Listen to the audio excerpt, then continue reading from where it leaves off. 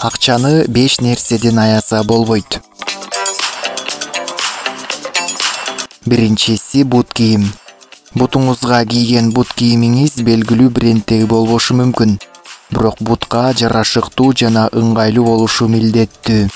Бут кийимиңиз жакшы болбосо, арка бел менен омурткаңызга күч келет. Кийин муундарга таасир берет.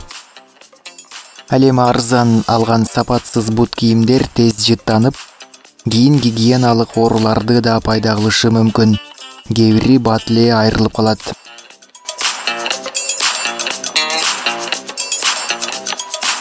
Экинчи медициналык кызматтар. Эч жериңиз оорубаса да жылына бир жолу текшерүүдөн өтүп коюу ашыкча болбойт. Анткени медициналык кызматтар келечекте каражатыңызды үнөмдөөгө жардам берет.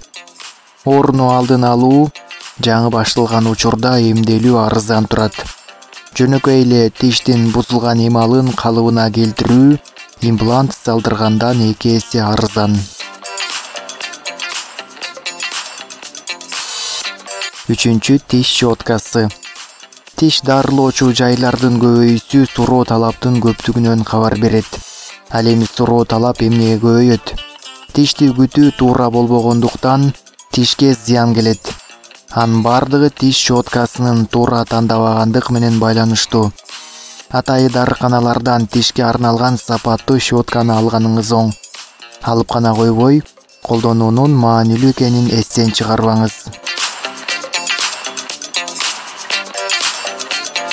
Төртүнчү, билим. Баанын жогорулашы сапаттын агашай келерин билдирбейт.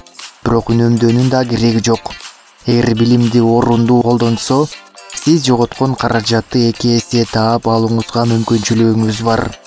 Эске сактаңыз, акча сиз диплом менен сертификат алганда гана эмес, билим алганда гана кайра келет.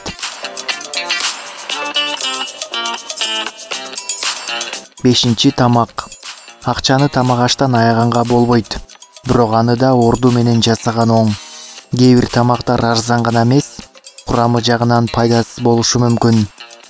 Макарон азыктары менен картошка арзан болгону үчүн колдонууга болот. Бирок ден соолукту сактоо ошончолук оңой эмес. Ошондуктан тамак аларда баасына гана эмес, пайдалуулугуна да көңүл бөлүңүз.